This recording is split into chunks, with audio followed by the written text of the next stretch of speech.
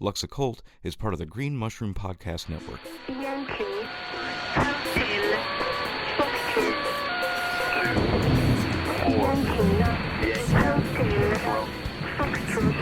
The lady is my mistress, I lack nothing. She allows me to lie down in green pastures. She leads me beside quiet waters. She refreshes my soul. She guides me along the secret paths for her name's sake. Though I walk through the lands of the dead, I will fear no evil. For you are with me. Your key and torch, they comfort me. You prepare a table before me in the presence of my enemies. You anoint my head with oil. My cup overflows. Surely your goodness and love will follow me all of the days of my life, and I will dwell in the house of magic forever. Amen. That was a modified version of Psalm 23. Hello and welcome to Lux Occult. This is a podcast where we gleefully taunt the mundane, butcher the Latin and most other languages, and also discuss a variety of occult, esoteric, and adjacent topics, exploring the intersections of magic, science, art, philosophy, technology, and so much more through the lens of chaos magic. This is occultism for everyone. I'm your host, Lux Estrada, and if you're hearing the sound of my voice right now, that means that this show, like magic, are for you if you want them. There are a lot of different ways to be more free in the world, and using magic or making space for a spiritual practice in your life in an accountable way can be one of these ways to be more free.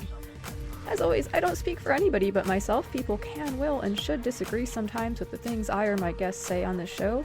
How will we ever learn anything if we were all in agreement on all things at all times? After all, unlike those who attempt to be reasonable should be willing to do, I can and often will revise my opinions or thoughts about things based on new evidence. Alright, really stoked to share a rad chat that I had with Ron Padrón of White Rose Witching, who is described there as a gay Hispanic hedge priest in the mid-Atlantic, who is also a social justice necromancer working with queer ancestors, and an LGBTQ+/disability activist. We got into a few topics which are near and dear to my heart, and which I think may be pretty useful to those of you listening and who are thinking about getting a little group together to do some magic, or maybe organizing something in a more public space. Ron has some great thoughts and tips to share about things to keep in mind when we get into this type of work. He also shares some perspectives about practicing magic as a member of the Latinx community, as well as some stuff about animal folk saints, like the black dog on the cover for this episode. It's a really fun conversation. You might remember Ron from back in episode 91, The Golden Shadow with Aidan Wachter and Serpents of Circe with Laura Tempest-Zakroff and Rod Padrón. It was really cool to sit down with Ron and hear more about what he's been up to in similar fashion as I did with Laura in the last episode. So go back and check that one out if you haven't already. It's called Tarot by Number. We get into some cool stuff there. Like the last one, this conversation that you'll be hearing today was recorded earlier this year before I moved across the country, but it feels even more relevant than ever now. One of the things that always comes up when we talk about, resisting authoritarianism or things like that, which a lot of people have been talking about recently, the importance of community building and support networks along those lines is something which always comes up in these conversations. And as social creatures, we're always going to want to have community in some form or other, so this is pretty evergreen stuff as well. Before we get into it here, I'll remind you that if you like the show or the other work I've been getting into, you can support it on Patreon, and if you do so, you can take a bibliomancy break with me. There's no tiers or levels, so give as you will. Buy me a coffee is also an option for people who aren't into the Patreon thing but still want to support the show. Thank you so much to everybody who is already doing this. Your support literally makes the show possible by allowing me to cover the expenses associated with making it, which are ever on the rise, as all expenses ever seem to be. And although I'm a pretty introverted person, and I don't really use social media too much due to this, I'm not there checking on stuff every day or anything like that, but that certainly doesn't mean that I don't want to hear from people.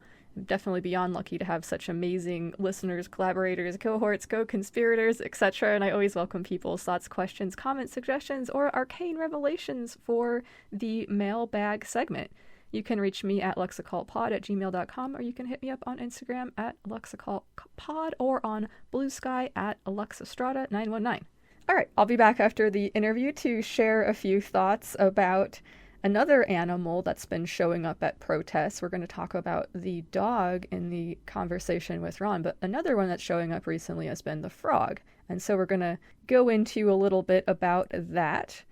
I'm also going to tell you about some cool stuff Ron has going on coming up here. Since we recorded this conversation months ago and the things we talk about there may have already passed, but he has a lot of cool things that you can find on whiterosewitching.com, and which I will share a few of with you. But without further ado, let's go ahead and get into it. Here is my conversation with Ron Padrón. Greetings! My guest once again today is Ron Padrón of White Rose Witching. How's it going? It is going pretty okay. How are you? Pretty okay. It depends on what order of magnitude I look at, I think is a good way of saying it. So That is a good I'm way trying to approach look it, at the order of magnitude where I'm feeling chill about shit right now. So yes. Yeah, I like that framing. I'm going to steal that. Yes, please welcome. Anybody is welcome to it. So I'm so excited to talk a little bit with you today about some of the very cool work that you've got going on. I would love to hear some thoughts about community organizing. I know you have some cool events coming up and things like that. But before we get into it, for folks who haven't read your work or your, stuff that you've been doing on Patreon and things like that, how would you sort of like to contextualize yourself for the listeners? So White Rose Witching is the vehicle that I use for a lot of the work that I do around spiritual activism, and spiritual activism, specifically things looking around resistance and ancestor work. Specifically for me as a queer disabled person, I focus a lot on queer ancestor veneration. And so like one of the big pillars of my work is around that and queer affirming spirituality. But White Rose Witching has coalesced into something that is focused on sort of an anti-capitalist approach to community building, community knowledge sharing, community knowledge building. I do a couple of things through it, so it's where you can find all the events that I'm doing, but it's also become home to a couple of zine projects that I'm part of, which I think for me are one of the things I enjoy the most doing through White Rose Witching. The big one is Altar Punk, which is a zine that I co-founded and co-run with two friends. It started as a project to kind of reclaim the idea of spirituality being sort of the motivation behind our politics and behind the why and the how of how we view justice and social justice and progress, reclaiming that from far-right nationalist movements. And it's an interfaith project. And then I recently started something that is specifically for White Rose called the Pagan Punk Community Grimoire, that marries the idea of a grimoire as sort of like a compendium of spells, rituals, magical formulae, recipes, whatever it might be, and a zine of being a sort of community-generated, community-focused way to share art, knowledge, passion, whatever it might be. And it's just a collection of 1 to 2 page zines. I've written some, a friend, Vittorio Benetti, has written some, but it's open to anybody who wants to contribute, and they're all free. And they're just 1 to 2 page zines, max 2 pages. So that way if somebody wants to print it out, it's just 1 sheet of paper. And they are on whatever topics people want to contribute. So mine are around sort of like queer ancestor stuff or trans rights or reproductive rights. Vittorio has some spells around sort of like punk resistance. There are a couple of folks who reached out some ideas that they want to do of pieces that are about specific people and sort of contextualizing, memorializing certain people. So White Rose Witching is just a way to build community and lean into the magic of that. Yeah, I love that. Could we talk a little bit about the idea of queer ancestor work? Absolutely, yeah. What do you want to talk about? Well, I'm kind of curious, like for you, how might that perhaps feel or look different than just broader ancestor work? Like what is this? What is something that is a sort of focus there that might not be there, or other components like that? Yeah, so what immediately comes to mind is the concept of found family or chosen family, which is a really salient thing for a lot of folks, but specifically for the queer community. Unfortunately, something that's still really prevalent today in a lot of folks coming out experiences, whether they're coming out as, queer or trans or anything on sort of the queer spectrum or trans spectrum, is the concern that you might be disowned by your family, that you might lose your friends. And even if you do have a pretty accepting family, there's still a part of that identity of being queer, whatever that might mean for you, that some folks are just never going to really understand. and that you only can find that connection, that sort of unspoken bond or unspoken connection with other queer folks, where you don't have to explain why something hits or lands a certain way, what in a positive or negative way. So for me, Queer Ancestors, so flipping it that way, is just sort of a broader contextualization of a chosen or found family. When I talk about building community, it's really important that for me, when I talk about that, I always talk about that you have to include the dead in that community. I think that's something we are very bad about doing in sort of our Western sort of cultural schema and society, that when something dies, it's gone. We don't think about it. We don't talk about it. We're supposed to move on, and it's supposed to kind of live in a box somewhere. But the reality is that everything that we are doing now is the continuation of things that were put into motion before us, whether it's a good thing or a bad thing, right? And so for me, a lot of the work that I do through White Rose Witching, the spiritual activism work, is like queer liberation work. And I'm continuing the work of queer folks who came before me. So being in community with those folks in sort of a spiritual community, being able to go to them for guidance or for strength or for support is a big comfort, but also I think a big source of strength and resilience. That is not just accessible just to me, it's accessible to anybody in the queer community. And I also think it helps us contextualize or like recontextualize this idea of ancestor. This is not a new thing. I'm not coming up with this on my own. You know, folks have heard of it as like red thread or white thread ancestors, or ancestors of blood, or ancestors of milk and honey, where the idea of who could be your ancestor is more than just who are you blood related to. And I think that sort of perspective, looking back towards, you know, the folks who have passed, is really helpful. And it also teaches us how to be in better relationship with people that are currently alive in community with us now, because I also think that in turn expands our sense of what community is. Community is not just, it could be your kin community, like who are you related to through blood or marriage, but also your community is made up of who do you have certain affinities with, whether they're identities or interests. So I think in both the living sense and in working with the past sense, these two perspectives help to expand our notion of what it means to be in relationship and in community with people. Yeah, I love that. That makes a lot of sense. And even from an artistic standpoint, there's some ancestor work I do with artistic ancestors that, you know, these people are, you know, inspirations and instructors in some ways. And, you know, they've had projects in the past that I feel like I can kind of continue some of that work. And yeah, that makes a lot of sense. Thank you. Yeah, no, absolutely. Yeah. So let's get into the idea of community building and building resilience. I love the idea of, you know, really being conscientious and conscious and aware about how we're setting up community in terms of like, how will this community reflect? Like, how will it be cultured? How will it grow depending on like what type of thought we put into it and what type of maybe systems we have in play there. So yeah, I would love to hear some thoughts about that.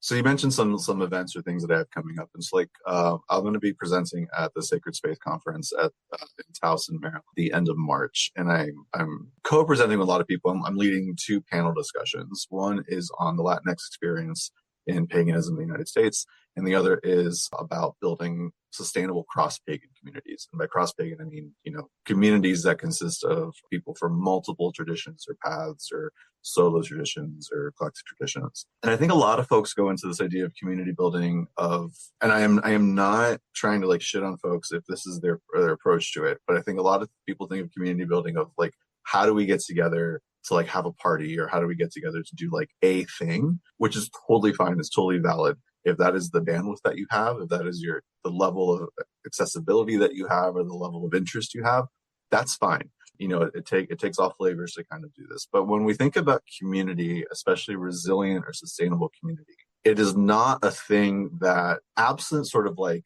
intense pressure or trying times. I'm thinking about how like a lot of folks are probably familiar with the terminology of like trauma bonded, where if a group of people go through some sort of traumatic situation together, that could form a community for those people because they had to do that. Mm-hmm. That is certainly one way. I don't think that should be the only way that we build community, but the idea of building intentional community requires a lot of planning, and it requires a lot of questioning, in the sense of what can often happen in these situations when folks are like, oh, I want to build, you know, whatever it might be, that we just kind of take existing structures, existing systems, things that we're used to, sort of hierarchies that we're used to, ways of leadership that we're used to or that we have seen modeled in different places. And we're like, I'm just going to take these and scale them down to a certain community level without maybe interrogating if that is the right way to do something, or interrogating, well, what's the history behind that? Because what you could be doing then is just replicating systems of harm. They could, a lot of the systems of leadership or systems of organization that we see in the United States are based off of sort of extractive, exploitative, sort of like white supremacist patriarchal systems. And if you're trying to build, and especially within the pagan community has a pretty high propensity of to have folks who are queer or neurodivergent or outside of what would be considered sort of the standard norm.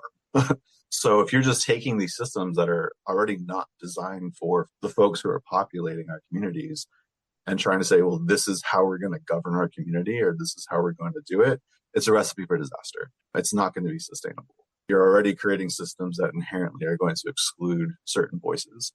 So if you're trying to build community, then being intentional about, and the other thing too is like all of these systems, all of these things, and this is sort of a rant that I've gone on recently on Threads, if you follow me on Threads, is that these are not like universal truths or natural laws. Like it's not gravity, it's not, whatever. All of these things are decisions. All of the policies, all of the things, they're decisions that groups of people made historically, certain types of people have made and imposed on other folks. And so when you're in the process of deciding to build community or retool your community to make it more sustainable, more welcoming, it's also important to remember that you can make whatever decision you want to make and how to govern that community and how to share leadership in that community of what is the purpose of that community. Maybe the purpose of that community is just to get together to do celebrations, and it's not for anything beyond that. And that is totally fine. But having that conversation of this is what this community is going to be, this is what the shape of the community is going to be, but having that conversation with community, not having that conversation about or like in a back room and then saying, well, we decided that we're just going to do this. Yeah, I love that. And so much of what you said touches on another thing that we were going to talk about today, consent, like the idea of having these conversations together, like making sure that people have, the agency, the understanding, the information that they need to choose whether or not they're going to partake in certain aspects in the community or just the community in general. Yeah, and also understanding that folks are going to show up in community in different ways. And so, this idea of building sort of a cross-pagan community, you might have, especially sort of if you're trying to build something sustainable for the long term, is that you're never going to make something that is going to hit the right notes for everybody. So understanding that, especially the bigger your community is, that the events you're putting on, the different rituals you might be doing, the different sort of activist sort of activities you might be engaging in are going to draw different people. And that's totally fine. And those people might shift or change over time. But realizing that your community is made up of sort of like a diverse tapestry of people, and making sure that people understand that like whatever they're coming to, whatever space you're creating, that they have sort of enough awareness in advance to say, I understand what this space is. I understand what this space is going to provide me. I understand what my obligations are to this space. And I also understand how, if I need to, I can opt out of the space if I want to. Mm-hmm. I think that's incredibly important. So I've been practicing pagan for probably a little over 20 years. It is only, I think, within the last, 6 or 7 years that I've gone to public ritual or community ritual or ritual with other folks where a mechanism was put into place where if you didn't want to be touched, or like afterwards, like when people were like coming down from like the big ritual and a lot of folks would like want to hug it out or whatever, where somebody explicitly said, like, if you don't want that, then you can just kind of cross your arms. And everybody understood that was a marker of this person is not being rude. They're not trying to whatever. They're just in a space right now where they want people to respect their physical boundaries. And we're going to do that. And it was mind blowing to me the first time that happened, because I'm somebody who sometimes I'm just like, I don't know you very well. I don't necessarily want a hug from you. Yeah. And sometimes depending on the ritual, depending on the energy, maybe I'm feeling it and I'm like, yeah, absolutely hug everybody. But that, like, it was mind blowing to me to be in a space where I could respect how I was feeling and not feel like I was socially obligated to have to do something that then was going to take me out of the ritual space, or like really shunt me out of sort of processing what that experience was. So yeah, so like having those ways that you can communicate to people about how they can show up, but in a way that everybody's on the same page of knowing that if somebody does this, we're respecting what that means. Yeah, absolutely. I love that. Yeah, another thing that comes to mind too, you said the idea of being able to opt out is really important. I think also just having a sort of like maybe porous border where people are free to come and go from the group is also really nice. I think there can be a lot of like social pressure in groups where it's like, well, if you leave, then you're out forever, right? And so I think Yeah. that can create a situation where there's a lot of pressure to stay because it's like, there's no, I don't know. Yeah, it's I think that that's another thing I've thought a lot about as well. Absolutely. And I mean, there's you see a lot of memes and stuff like that, or things online where people talk about like, oh yeah, I forgot to text you back, but then I felt so guilty about not texting you back that like I just didn't text you back. And now it's been so long and now I don't feel like I can text you back. So like, how do we create these permission structures for people to just be like, yeah, you know what? I had a lot going on and I just couldn't do it, and make their ability to re-enter or re-engage in conversation or enter community not burdened even more with like social shame or stigma Mm. or anything like that. And also, I don't know if this is particularly what you're talking about, but this idea of sort of like a porous container of, so I come from sort of like a facilitation background. So I do a lot of work in sort of like intergroup dialogue and facilitation. And one of the things that like, we always make sure to tell people when we're setting up sort of our community agreements about the space we're going to be in is acknowledge what you need, what your body needs, acknowledge what you need. So if you need to get up and walk around, if you need to go use the restroom, if, again, having some sort of visual marker. So that way, if somebody's having a really emotional response or a response they didn't, I don't want to say emotional, a response they didn't expect to have to something that was brought up in the conversation or in the space, that they can kind of communicate to one of the facilitators or somebody of like, I need to exit the space for a little bit, and either I need to talk to somebody or I don't need to talk to somebody. I just need to kind of step away for a second, so that way I can kind of process what I need to process, collect myself, and come back. So also not just in the larger schema of like how can people kind of take a break from community to handle life and then be able to come back judgment free, but in the midst of whatever we're doing, also acknowledging that sometimes stuff's going to come up for us and we don't expect it. And how are we making space and permission for people to not feel like they have to subsume that? Because how many of us have been in a situation where like something random that we didn't even expect came up, or something triggered a memory or an experience, and we're like, I don't want to disrupt what's happening right now, so I'm just going to just try to hold it in. And then sometimes people can tell and the vibes are off, or regardless, like then we have a horrible experience because then we're prioritizing, I don't want to ruin this for somebody else. There are ways to create responsible processes or systems or off ramps. So then that way, because at the same time, you don't want somebody to then be like maybe disrupt what's going on for everybody else. But there are ways to create responsible systems or processes for something is happening that is more than you expected. How do we create a judgment-free way for you to step aside, do what you need to do, either with support or on your own if you're fine with that, and then re-engage.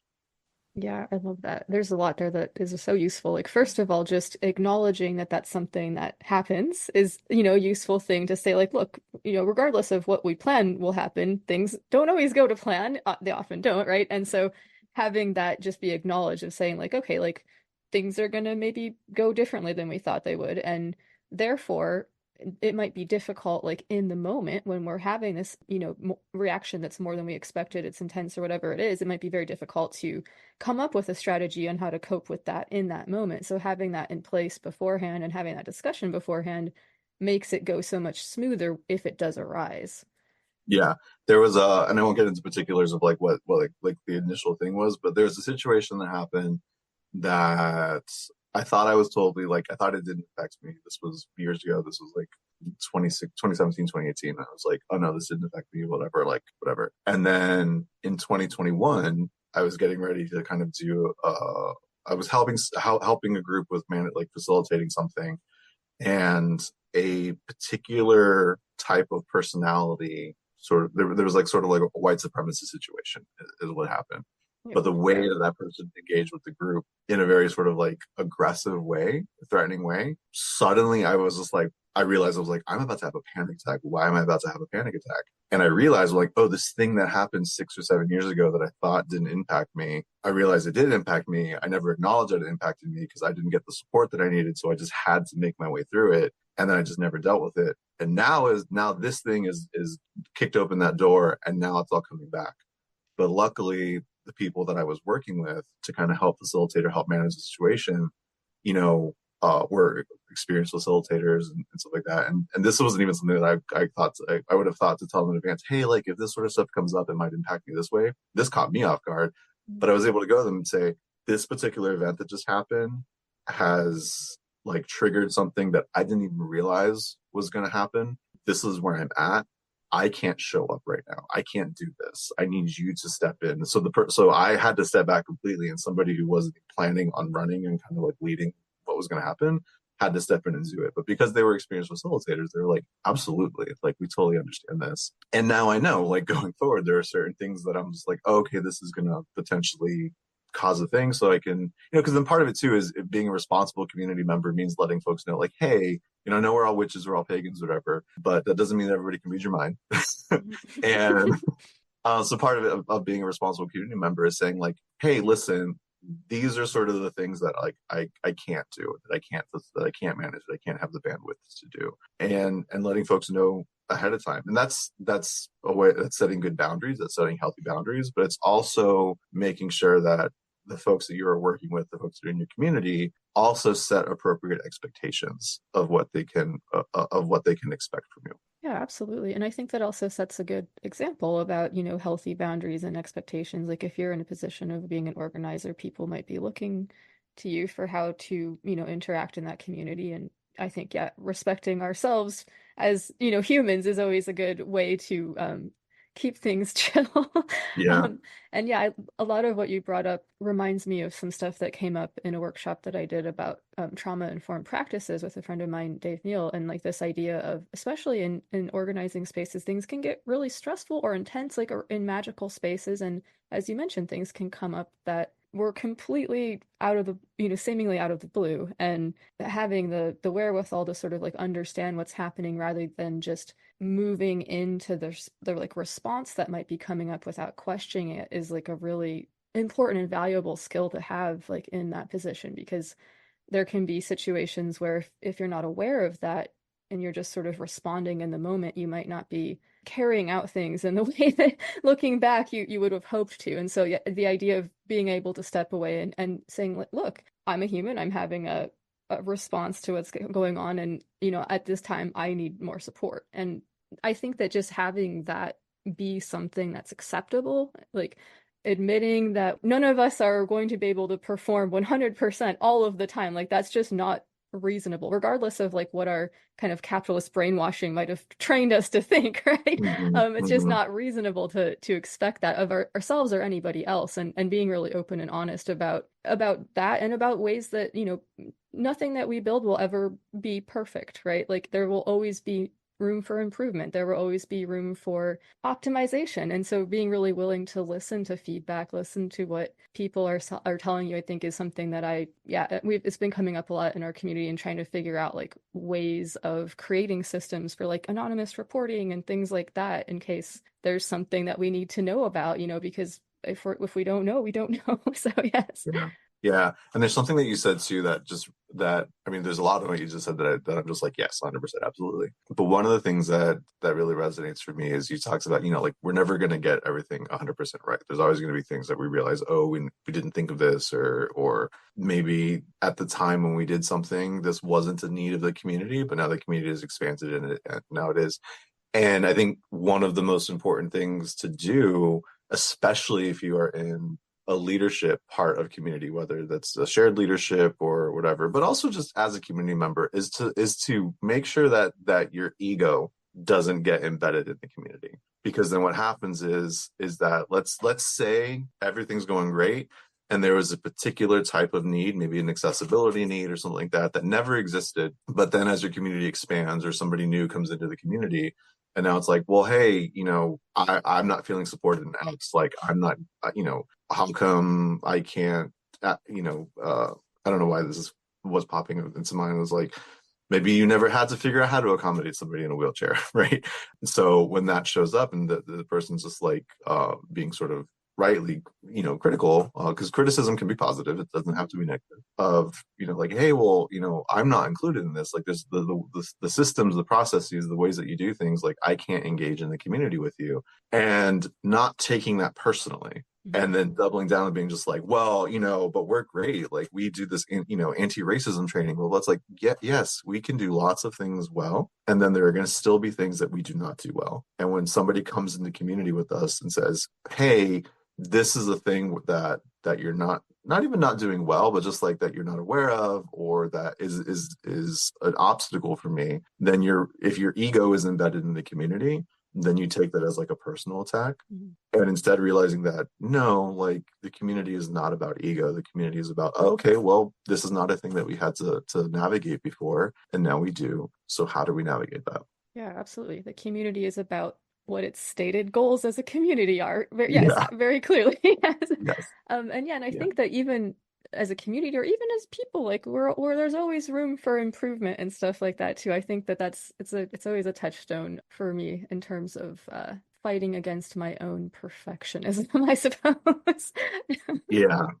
For me, it's the what is it? The formerly gifted child syndrome. Yeah. Yes, Yeah. indeed. Yeah. And the other thing you said too, you talked about sort of when those experiences, when those things you didn't expect to happen come up, leaning into that instead of running away from it. I think that's also incredibly important, especially salient in our sort of magical and witchcraft and pagan communities, because too often, and you talked about trauma-informed stuff. I also do a workshop around trauma-informed spiritual care. Oh, cool. But too often in a lot of our communities, we get folks who come into these communities and engage in a lot of spiritual bypassing, of using sort of paganism or witchcraft or whatever sort of flavor of sort of the esoteric or occult or magical that they're drawn to try to kind of do an end run around the uncomfortable parts of healing. And so when you talked about, no, like, how do you build systems not just for your community but for yourself, of like, to allow yourself permission and safety to experience what you experience, I think that is also an incredibly important thing. Yeah, absolutely. The idea of becoming comfortable with conflict is coming up for me too. Like, I think conflict is something that is actually really constructive, and it will occur. I think the trying to avoid conflict, I think, is oftentimes what gives rise to a lot of problems that I see, where if we could just sort of like face something and work through it, and conflict doesn't need to be violent or destructive or anything like that. It can be really productive, and it can often result in, people coming to more closeness or more understanding or anything afterwards. So I think the idea of like becoming more comfortable with conflict has been a big thing I've been thinking about recently too. Yeah, absolutely. I recently, earlier this week, actually had several conversations with folks about the difference between being nice and being kind. And because when I think about this aversion to conflict, right, especially sort of in our current society, for me, a lot of it comes down to this like culture of nice, where it's like, well, everything has to be nice. We have to be nice. I grew up in the South too, so that there's also a lot of that culture of nice, of like, to your face, I'm going to be very nice to you, but behind your back, like, I'm going to do whatever.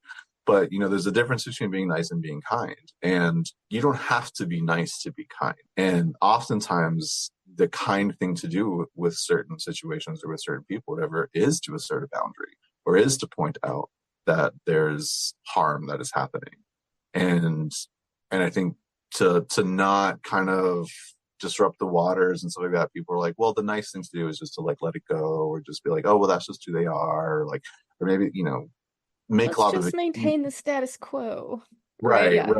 Then when you are the disruptor, when you are the person who's like, no, it's like whatever, then they try to say like, well, like, oh, you're not being very nice. It's like, you're right, I'm not being nice. But the kind thing to do in this scenario, in this situation, is to say, hey, what you are doing, either knowingly or unknowingly, is causing harm, or it's causing a lot of obstruction. However you might want to phrase it. But I think, we have an intrinsic dislike of things that make us uncomfortable. and we don't know how to talk about a lot of stuff, but for especially if you're not, especially when it comes to things that are negative emotions that are not anger. I think a lot of people know how to talk about anger. I think they know how to talk about anger. But when it comes to when something is happening that is making you feel grief, or it's making you feel sadness, or it's making you feel like all these other sorts of things, we don't know how to talk about it. And that not knowing how to talk about it means that our body feels it, and we don't know how to talk about how our body is feeling. And that just adds to the discomfort. And so then we want to find, we gravitate away from stuff that is going to make us feel physically uncomfortable. And it's just easier to go, I'm going to ignore it. I'm just going to be nice about it, instead of getting closer to that thing that we don't know how to talk about. And that not knowing how to talk about it makes us embody that dissonance. Yeah, absolutely.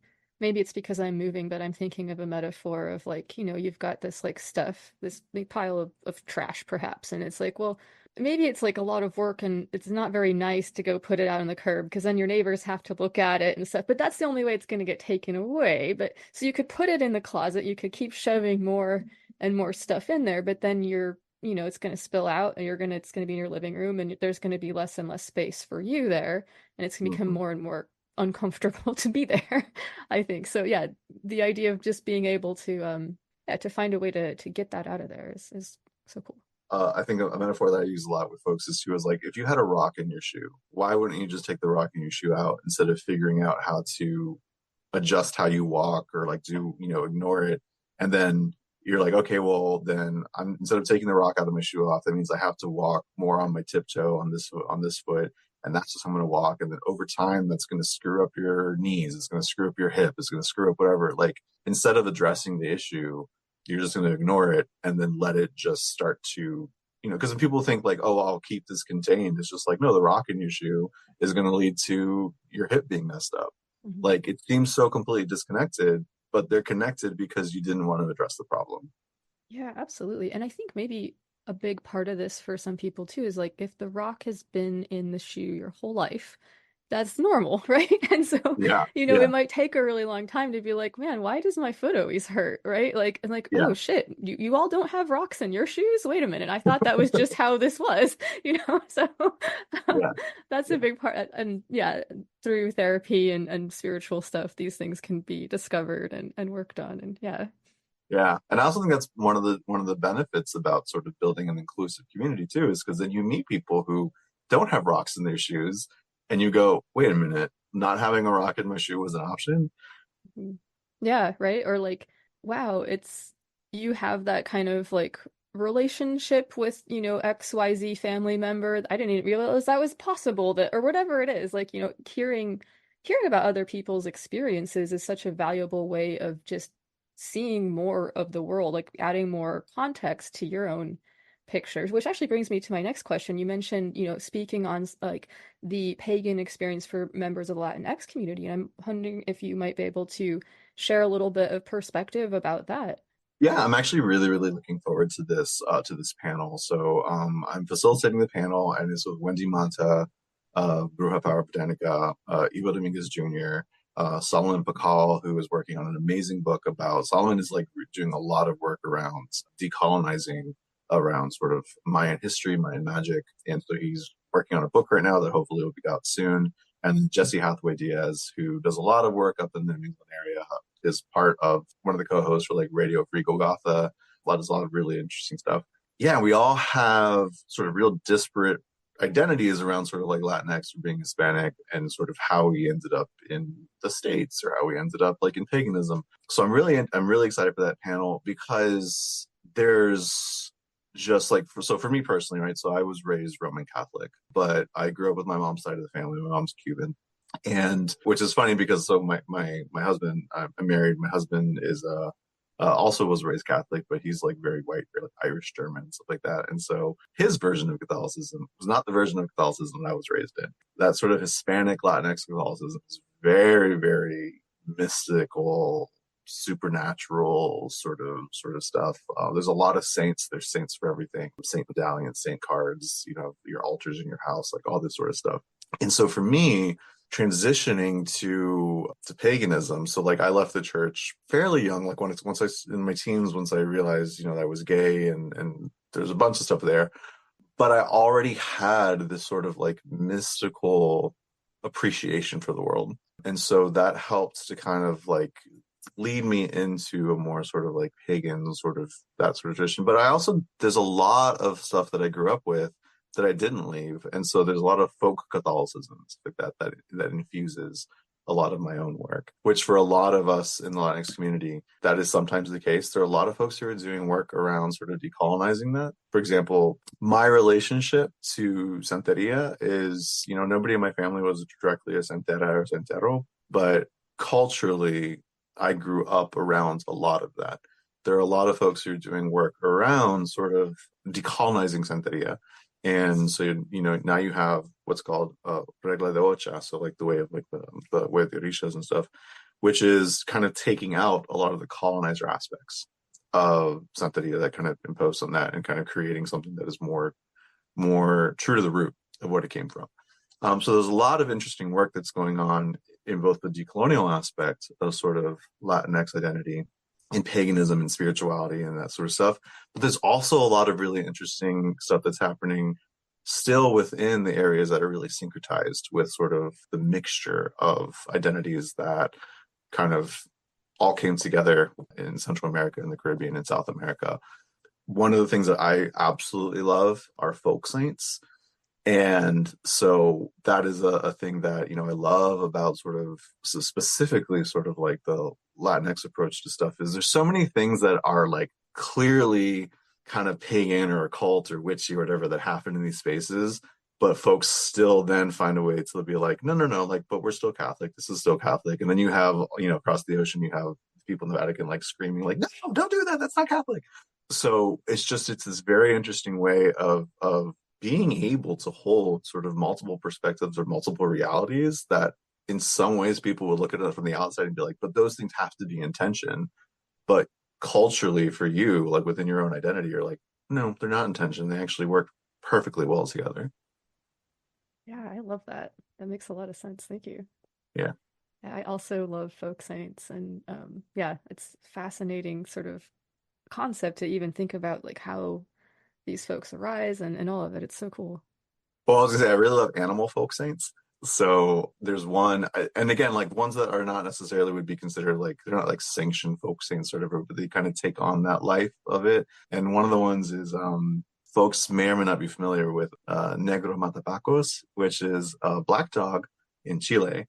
And I want to say in 2017, like in the 2010s, 20 teens, when there were a lot of protests happening in Chile because of like government overreach, like just a whole bunch of stuff, economic collapse. There were a lot of protests that were happening. And every time that there was a protest, there was this black dog that would show up that was wearing a red kerchief that would be on the side of the protesters, would be like, if like a cop would like tackle a protester, the dog would attack the cop and like wrestle him off the protester and stuff like that. And Good dog. it became like an unofficial mascot for the protest movement. People, and there are dogs like this all over the world. So if you look up Negro Matapacos, but you can look up like black dog protest sort of situation, and there are all these dogs that like some of them are like people are like, we don't know who this dog is or like whose dog this is, but it only shows up when there's protests. For some of them they're like, oh yeah, like it's just like a local dog, and then every time there's a protest, like it joins the protest, always on the side of the protesters. But that particular dog, Negro Matapacos, passed several years ago, but is still a prominent visual icon for anti-police brutality, for a lot of like protest movements in like Chile. And I think more broadly, it's kind of moved into the more other parts of South America. But you see a lot of like graffiti or street art or saint candles and stuff like that are of that dog. It's the black dog with like the red handkerchief around his neck. I love that. Yeah, that is so cool. Fuck yeah. Yeah. Well, Ron, this has been super fun. I really appreciate you taking the time to hang out with me this afternoon. Is there anything that you'd like to talk about that I didn't ask you about, or is there any questions you would like to ask me or anything? So if I remember correctly, I know you do like part of like your stuff is like mushroom stuff, right? Yeah. I am the lead organizer for the time being of the Green Mushroom Project, which is a sort of like ongoing group magical working aimed at like creating an incubatory space for people to like become more agentic and using magical tech, building solidarity against hate groups and other bullshit, and things along those lines. And our newest experiment surrounds like creating consent-centered spaces for doing, magical work, and the idea of really taking some of the conversations surrounding consent and other things like that I've learned from, participating in other types of communities like the kink BDSM community, and taking those conversations like about consent and stuff and introducing them to more magical spaces is something I'm really interested in, because there's so much intersection, as we sort of talked about today, in terms of like how intense things can come up and things like that. So yes, mushrooms are a big part of that, though, as like a sort of biological and magical symbol, very important to me. Well, and this is something that I've been thinking about a lot too recently, and I'm wondering like if you have any particular insight into it. But this and it's not a fully fleshed out thought, but it's the idea of like, I wonder what is there to work with around the idea of like mycelial networks as like community building and like underground resistance, like movement and connection. Oh yeah. Yeah, I don't know if that's something you've explored. Absolutely. Yeah, no, that's absolutely like a huge part of like the metaphor here. So like, if the organism of a fungi is primarily the mycelia and it exists underground, or at least Basidiomycota, the ones that make mushrooms. Sorry, getting into the biological weeds here. I have a background in biology, so I'll try not to get too technical here, but because people's eyes tend to glaze over. But yeah, most of the organism lives underground, and these things can form these symbiotic relationships with trees. Well, you'll have like a forest of trees that is sort of connected underground by this fungal network.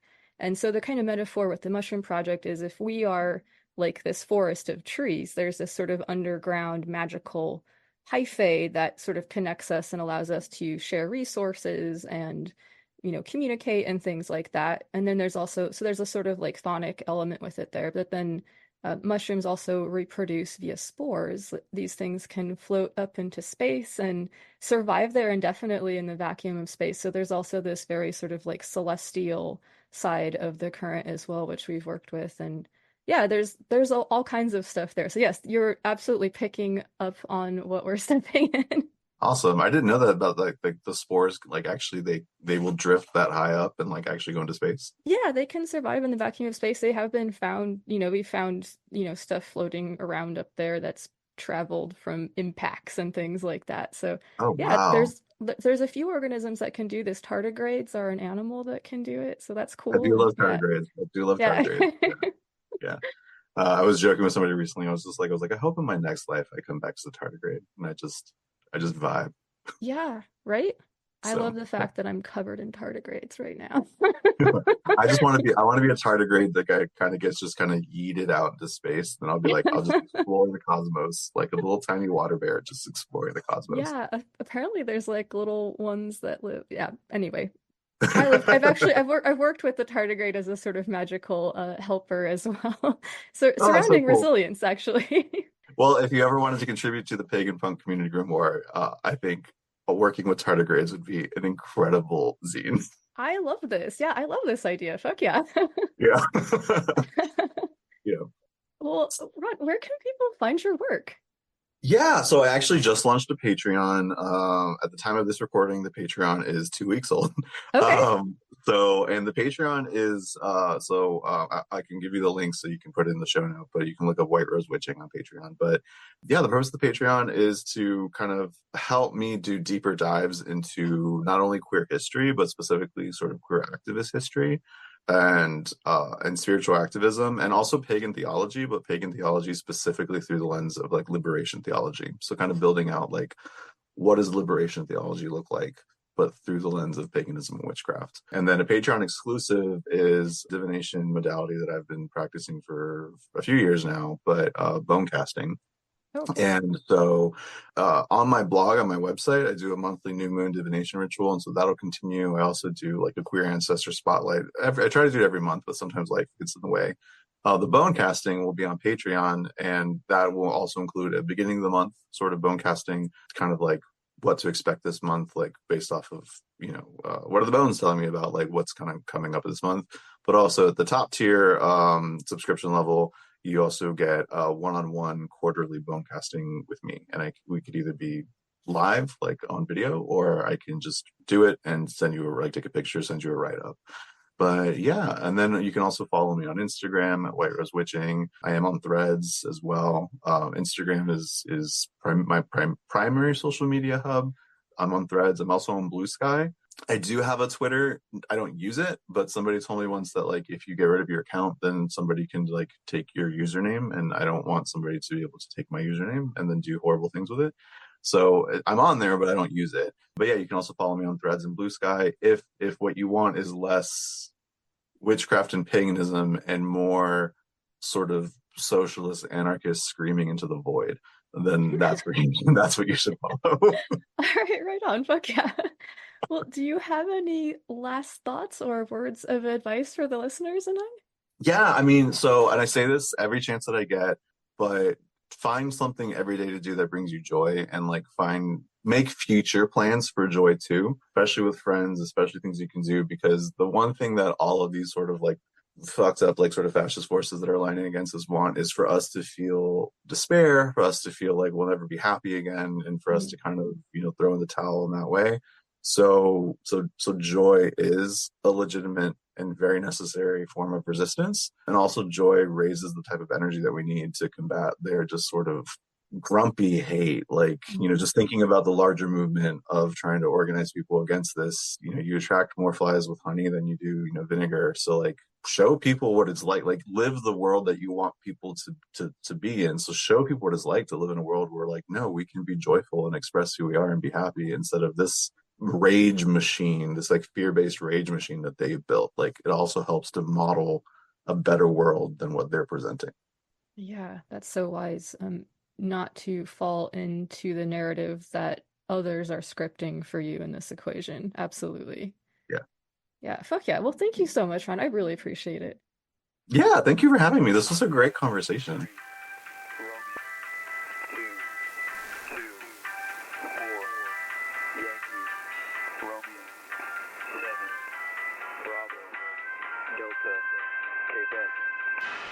All right, thanks again so much to Ron for joining me. Check out the show description to find a link to whiterosewitching.com. You can find Altar Punk and the Pagan Community Grimoire there, as well as many other things. Ron will be speaking at the Ancestral Pathways Conference 2025. The Works of the Dark is the theme. This is going to be held online October 31st through November 3rd of this year. Laura Tempest Zakroff is also going to be speaking at that one, so that's rad. Ron's also going to be leading a virtual Queer Ancestor Memorial on Saturday the 26th, so very soon after this is scheduled to come out, which you can sign up to attend for free on Eventbrite, and there is a link to that in the show description as well. A quick mention about the whole fungi in space thing that came up in the interview. In case anybody is interested in mushrooms and microbiology and space stuff, I found an article on space.com called Fungi Creepily Infiltrate Space Stations, but scientists aren't scared, they're excited, which I will put a link to in this episode's description. I really appreciate so much of what Ron had to say. One thing that really stood out for me has to do with the spiritual bypassing thing and the way that people will sometimes try to use magic or other spiritual stuff as a way to do an end run around things that might take work, and the emotional courage it requires to take accountability for oneself. Listening back to our conversation made me think of this experience that I had a couple of years ago with this person I knew. And I was telling them that I was feeling really uncomfortable about some stuff related to this event that was coming up. And the person suggested that I do a freezer spell surrounding my feelings to kind of freeze them, which is basically what it sounds like. It's a kitchen witchery thing where you create a symbolic representation of something and then put it figuratively and literally on ice by placing it in the freezer. So rather than confronting the situation like an adult and trying to advocate for myself about what it would take to feel more chill about this situation, which kind of ironically enough was what I was trying to do in discussing it with this person, what they were suggesting that I do was basically to use magic to trick myself into being okay with something that I clearly wasn't cool with. The experience really opened my eyes, partly to the notion that this person I was talking to had a pretty poor relationship with consent as a concept and sort of how little they gave a fuck about the people around them. But it also sort of opened my eyes to this different philosophical approach about magic and how to apply it in one's life.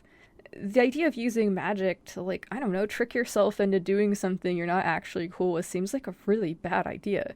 And a person who would suggest that course of action to somebody else seems like a dangerous person whose judgment probably shouldn't be trusted. I think that might have actually been the last time we spoke.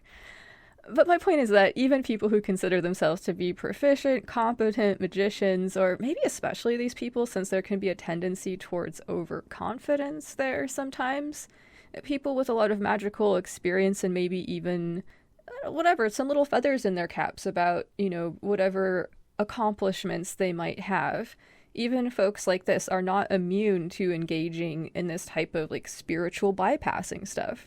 And the lack of accountability or taking account of the reality of the situation without trying to fool yourselves and others, the stuff which is typically at the heart of this spiritual bypassing, could be a really problematic thing for the people who do it and for the people around them. So it's good to be aware that it can happen and to try not to do it ourselves. Sort of related back to the black dog folk saint that Ron talked about during the interview, the concept of not trying to trick oneself or others about what the reality of the situation is will come back again when I share a few thoughts about the frogs which have been showing up at protests recently. We're going to read a little bit from some news articles and try to piece some shit together. But first, let's do listener mail and shoutouts.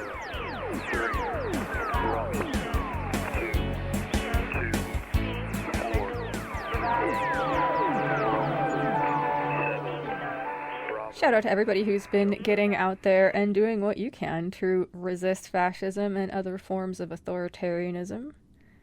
Greetings and a hearty fuck yard to all the pocket wizards. Much love and much love to everybody participating in the Green Mushroom Project and Void House, regardless of what that looks like for you in your practice. As we talked about in the interview a little bit, Green Mushroom Project is an ongoing group magical working based on the metaphor of the relationship that some fungi share with some plants.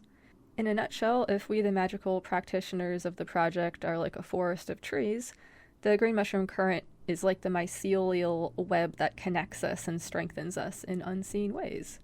And as I mentioned to Ron earlier, there is also the idea of the mushroom spores, which are sort of more of the celestial, motile way that this current moves. Our newest big meta experiment is Void House, and that's about investigating the healing and alchemical properties of consent, providing consent education to magically inclined people, and organizing consent-centered magical spaces for group work or solitary work, both in person and online. Shout out to everybody who's been attending the study course I put together about exploring the magician's voice and the headless rite, aka the preliminary invocation. I'm really stoked to see where this journey will take us. I've already had occasion to do some pretty nerdy research about magical wands and their history and some other stuff thanks to a great question somebody asked, so I'm super here for it. Fuck yeah. And thanks so much to everybody who has reached out with mail and other tidings. Know that whether or not it was featured, all the missives I receive are appreciated. Thank you so much to the people who are making it possible for me to make this show by giving on Patreon or buy me a coffee, and to the people who are supporting the show by spreading the word. Tell all your friends, allies, and magical associates about it, as well as everybody you meet at the next PTA meeting, choir rehearsal, bake sale, anarchist collective coffee clutch, seance, or ceremonial picnic you attend. You can also post about it on social media or write a positive review where that's possible. And those things are super helpful, so thank you so much to everybody who has been doing these things. And yes, don't forget to smash the fucking shit out of that follow button so that you can get updates when a new episode comes out. Gratitude. Okay, some final thoughts for you all. Getting back to the animals at protests, like the black dog, I wanted to share a few thoughts and cobble together some news stuff about the frog as a symbol. So for context, what got me thinking about all this is that on October 18th of 2025, there was about 2,700 No Kings events protesting the policies of U.S. President Trump in all 50 states, the District of Columbia, and cities worldwide. They were attended by over 7 million people, which according to NoKings.org is apparently 14 times larger than both of Trump's inaugurations combined. The events were nonviolent, and October 18th is being talked about as being a huge success for the pro-democracy movement in the U.S.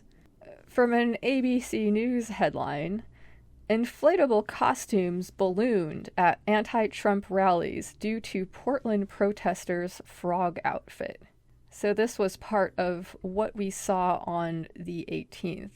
Christy Thompson wrote an article for the Marshall Project, which was published on the 22nd of this month, October, this year, titled "The ICE Protest Frogs Have a Long History of Tactical Frivolity Behind Them." In it, she explains that protesters dressed as everything from hot dogs to unicorns were among the millions who joined the No Kings marches across the U.S. last weekend. Many were inspired by the Portland Frog Brigade, a group of people who have been donning inflatable frog costumes outside the city's immigrations and customs enforcement facility to protest against recent raids and deportations. So Christie continues that while it may look ridiculous, participants say that it's intentional. It helps counter the rhetoric from President Donald Trump and other Republicans that people protesting ICE and the National Guard deploying in the U.S. cities are violent extremists. The absurd get-ups can also diffuse tension with armed forces dressed in riot gear, and when one federal agent did use pepper spray on an inflatable frog, directed into the costume's air vent, it created a shocking, indelible image. These outfits are just the latest iteration in a long history of using whimsy and humor in political protests, known as tactical frivolity. Okay, so thanks to Christy Thompson for that. Hop over to Wired on October 21st, where Angela Watercutter is writing also about the frogs. Here she notes that nearly a decade ago, a very green cartoon frog meant something entirely different. Back in 2016, Pepe the Frog was considered a hate symbol. The wry stoner character was created by indie comics artist Matt Furry, who was surprised to see him be co-opted by the alt-right. But the 4chan crowd had adopted Pepe as a mascot and soon had become a common right-wing troll symbol. People made Adolf Hitler Pepes and Ku Klux Klan Pepes. Fury tried to reclaim Pepe, but it seemed like a lost cause. And you can trace Fury's quest in the documentary Feels Good Man, notes Angela. Angela continues that in 2019, pro-democracy protesters in Hong Kong adopted Pepe the Frog as a symbol of the movement against the region's authoritarian government. Americans might have been confused, but to those protesters in Hong Kong, the idea that Pepe was a hate symbol was baffling. Since then, Pepe has largely faded from memory, even if he still lurked on message boards. As the protests in Portland started making daily headlines, frogs took on a whole new meaning. Last weekend, images circulated on Blue Sky of the inflatable frog punching Pepe in the face. Angela continues that last weekend the frogs spread even further, with protests and inflatable costumes showing up in cities ranging from Los Angeles to Charlotte, North Carolina. Outlets like the Washington Post and USA Today wrote explainers detailing why so many demonstrators were wearing more than just signs. Collectively, it seemed these frogs wanted to point out that the protesters weren't the, quote, angry Antifa types people like House Speaker Mike Johnson painted them as.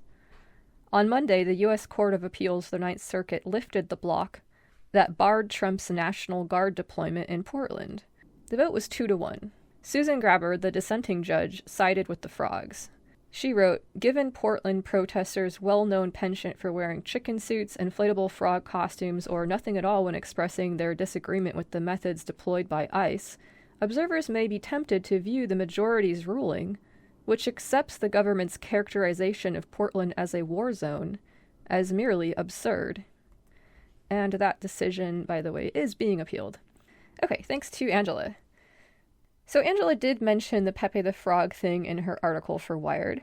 I'd maybe push back on Pepe only being associated with like Trumpists and hate groups and extremism back in 2016, there's this pretty wild documentary about meme magic and Pepe the Frog called You Can't Kill Meme, which came out in 2021, which you can watch on YouTube.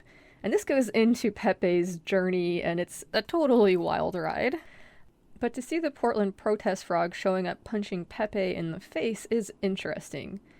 Especially to me, looking at it from a sort of like pop culture magic perspective. I was curious what the internet was saying and found some biblical references about frogs. There's a meme with a picture of some people in frog costumes, the Frog Brigade outside of the ICE facility in Portland.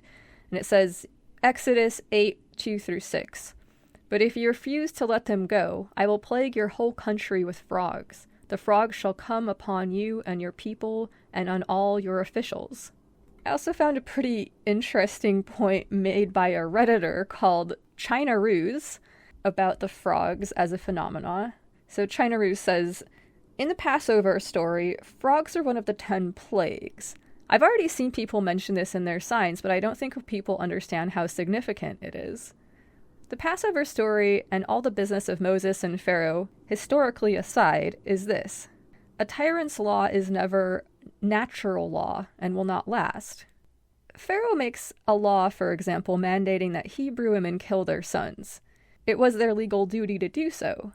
Such a law goes against nature. There's no way that any mother is going to follow this law without resistance. And Moses' mother doesn't. She sets Moses on the Nile, where he's picked up by none other than the Pharaoh's daughter.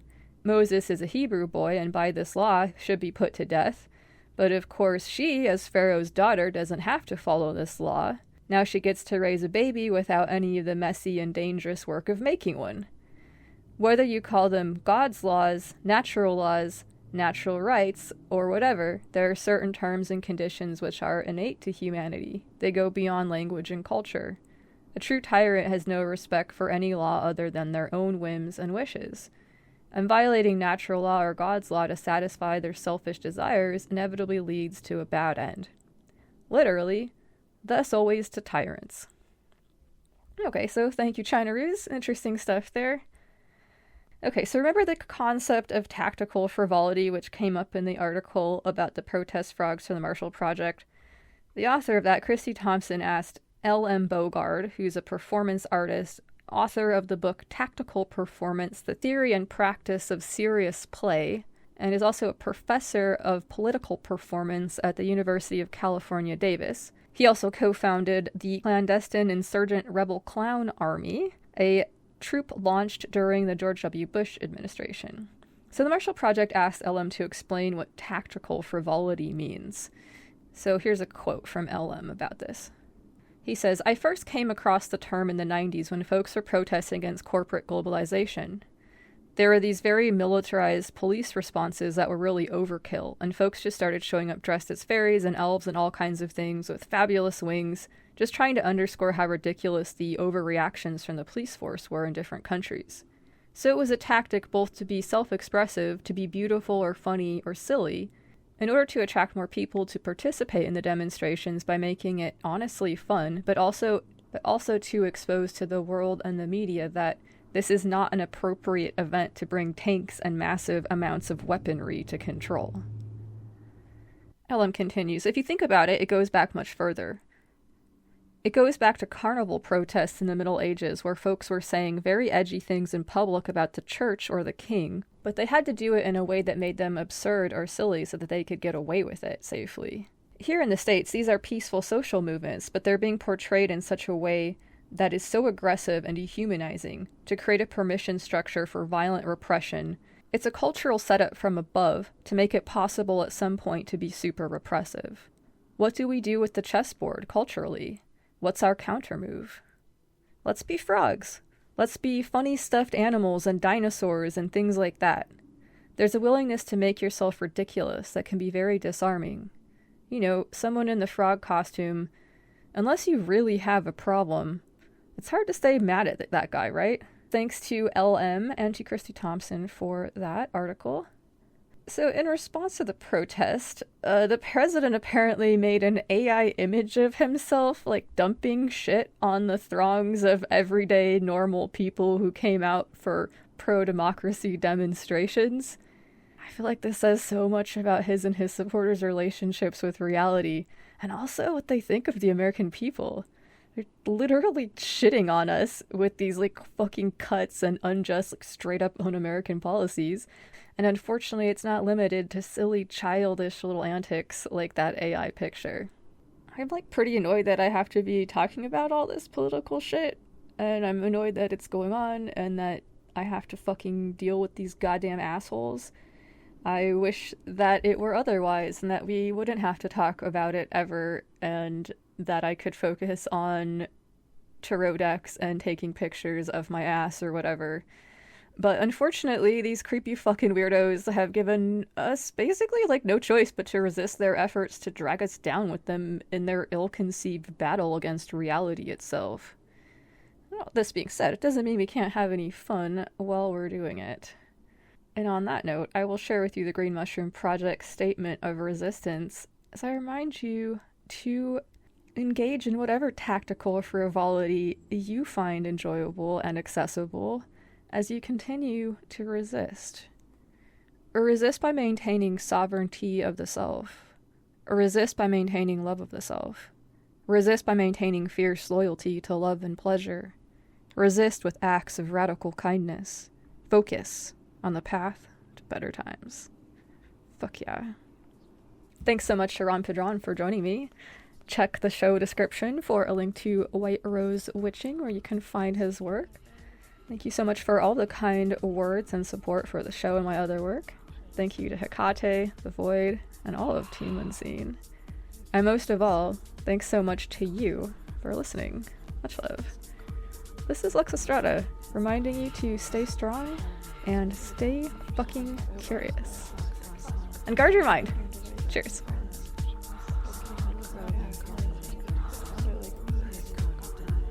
Tremble before she who with tender touch turns the fiercest warriors to dust and inspires the most secret of our many hearts, moving us to taste of blood and salty tears, and lose ourselves in the oblivion of ecstasy. Bow before she who inspires one of one ageless, the brightest light, the morning star. Repent as she rides the dark moon's tide, and rejoice in the splendor of her victorious rise. Victory. Victory to the goddess of love and war. Lux Occult is part of the Green Mushroom Podcast Network.